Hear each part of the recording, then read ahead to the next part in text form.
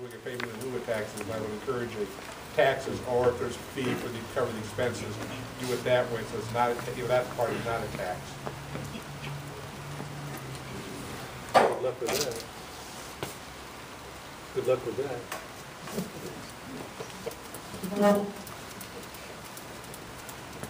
I was talking to him, I wonder if we could get him to give us a windmill, you know, maybe just put up one windmill for us.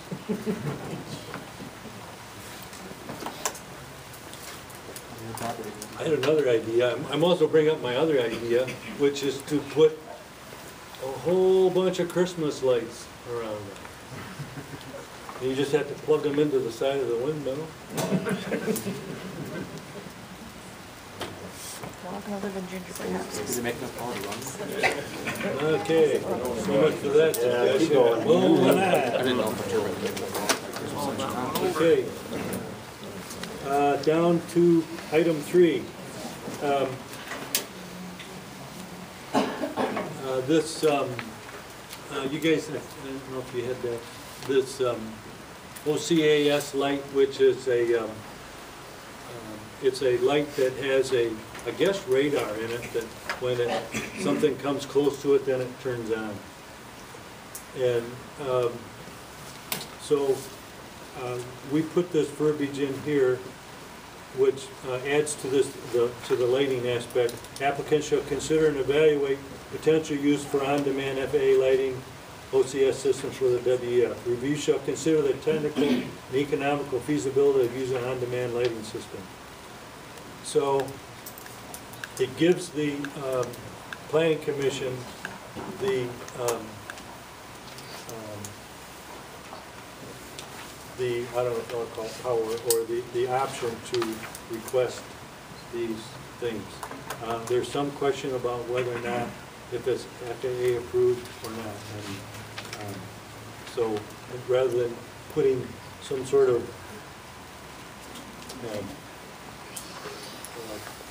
firm thing in here, we got to make sure it's FAA approved. And sometimes, you know, they even may take their approval away. So, but anyway, we've got that. So I would entertain a motion to accept these changes on page 10. Item 3 from section 5.2 and item 3 from section 5.3.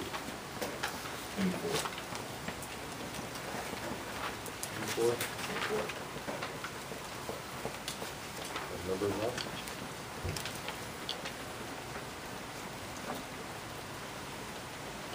Oh, okay, changing number 4, he's at 3 and 4, okay. Oh, See where he's at, yeah. And then number 5.3 to 3, okay, I'm with you. Can I have a motion on that, please?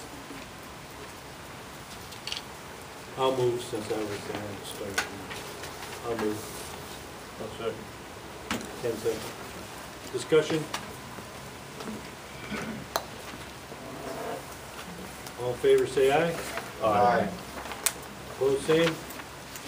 Motion passed. Page 11.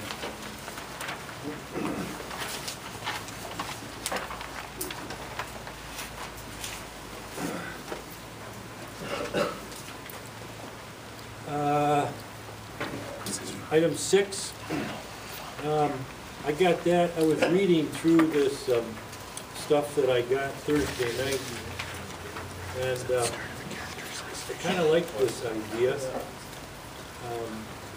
I don't know if it's worded the best. I'm not very good at wording things.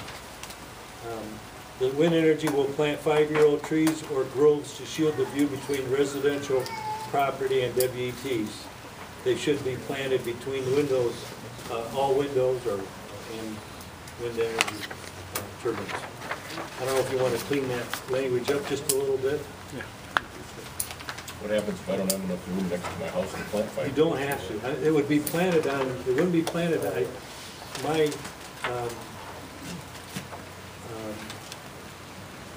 it would be planted on the, probably on the, if you, say for instance, you're non-participating, it'd be planted on the participating line or whatever.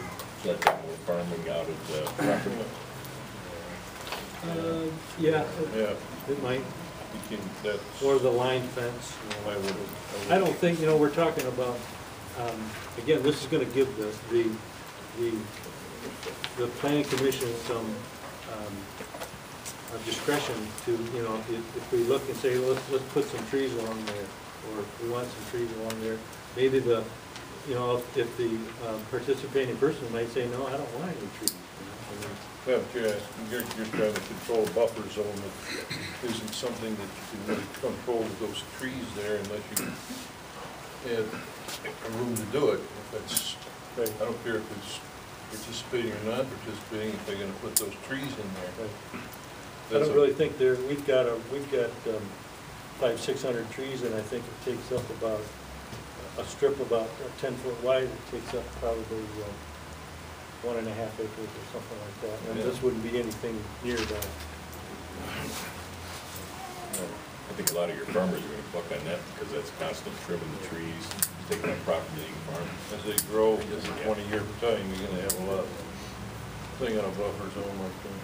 Well, see, my property's here, this farmer's here, but it's not this farmer that leased out his land, it's the farmer over there, and I still can see the winter one.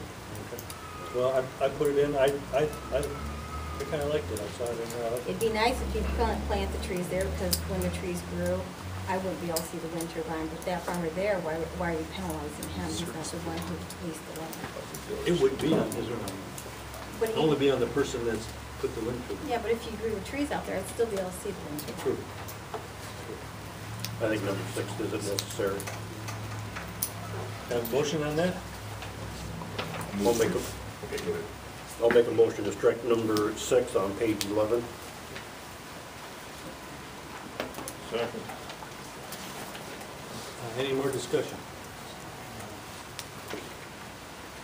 It was a good try. All in favor? Say Aye. Opposed? Aye.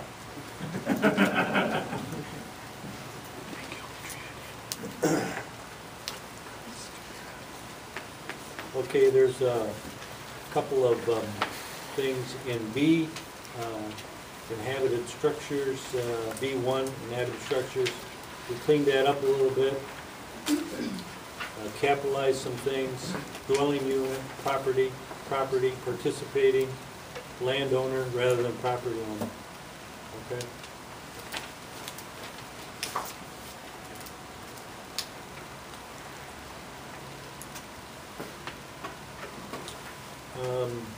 We'll include that when we go to the next thing.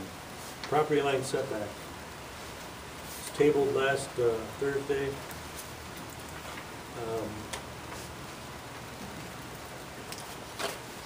Jim, I come across an article from the windmill manufacturing, it'd be the Vesta or your town set. Their operation manual recommends no unauthorized personnel within 1,300 feet of the windmill. That's an out of date Out of order. manual. Out of order, Doug. That's out of date.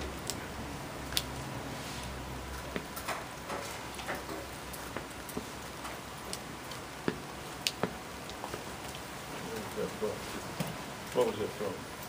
It was an excerpt that got mailed to me of the manual itself. The one thing that I understand that, and I think we have to be reasonable.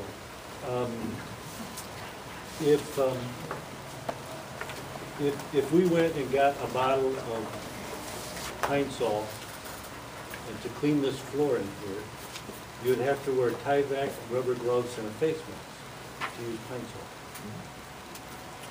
Sol. And I don't think too many people do that. So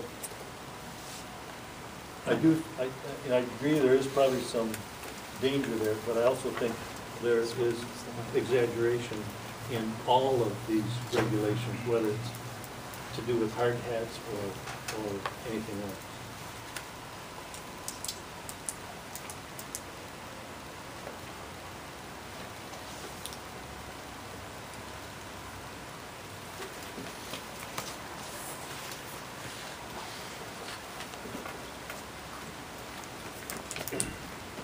So we're looking at property line setback. You had made a motion the other day for 3, is that correct? That's correct.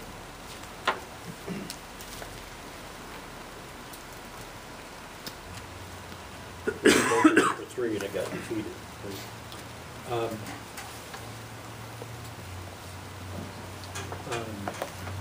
Could we do 2? Would you feel better with 2?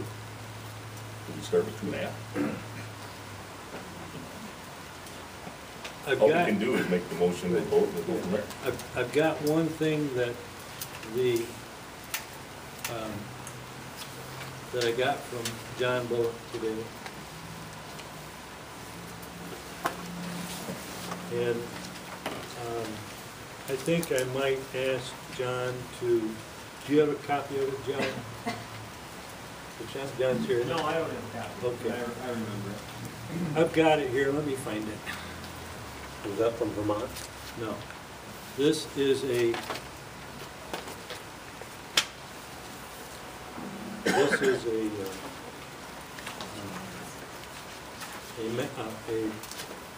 picture of Palmyra Township with a 180 or 160 acre field over on Rogers Highway. It's one of the bigger parcels in the township. And if you had a 3 times setback, I know I had to print, my wife printed it out for me tonight. If you had a 3 times setback, you wouldn't fit a, hey, here it is. You wouldn't fit a windmill in it. Where you at, John? John, you want to show this? Would you come up here and show this to everybody? And I really haven't had a chance to look at it very well, since I had to work for a living today, so would you? Sure, I could just kind of, I guess, explain it. And you might have to explain it here and then explain it down here. And that's fine. You know, there was a question in the last meeting about what would be the implications of a 3 times the total height setback from a non-participating property. Talk a little louder. And my response was that it would likely mean that there would be no turbines citable in Palmyra Township. So, you know, it's hard to convey to people when you don't have, we don't know what all land we might lease in the township, for instance, at some point. You know, we've shared the map with you guys previously that showed the, I'll say, the generic setbacks for the township if we were able to sign up, if every parcel in the township were signed up. So what I did is I just pulled a section off of that map that had a 160 acre parcel on there. By my figuring, that's probably the 3rd largest parcel in Palmyra Township. So I thought it was, you know, perhaps informative from that standpoint to see what that setback might do to nearly the largest parcel in Palmyra Township. So anyways, the point is, with a parcel that size, if any 2 of the outlying parcels, say one on the east and one on the west of that parcel, were non-participating, and you have a 3 times the total height setback from those boundaries, there wouldn't be a single spot on that parcel that would be eligible for turbine siting. So, you know, it was just to kind of show the impact of what that setback might do. So what would a 2? Well, 2 times the total height setback, I mean, if we were to look at that particular example, the same scenario, that piece is 2,300, 2,600 feet wide. So if it was 2 times the height setback, there'd be a little area in the middle left that was about 700 feet wide, you know, on that size of a parcel. So that's, with a 160 acre parcel, if you had a 2 times the height setback, there would be a little spot potentially left in the middle. That's on an 160 acre parcel. if it was a 80-acre parcel, you know, in a similar situation, there would be nothing left there. So, Okay, sure, let's show that one. so this is the parcel. This would be So this parcel, for instance, was not participating, and this one was not participating. All of them are gone with 3 times the total. And the reality is, It would be extremely unusual to sign up every parcel within a particular section of land. But the reality is that everybody doesn't like that purpose. That's just the reality. So it's just, it is what, you know, the offender is.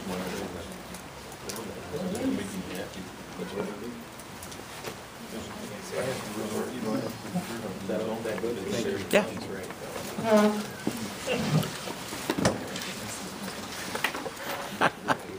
Yeah.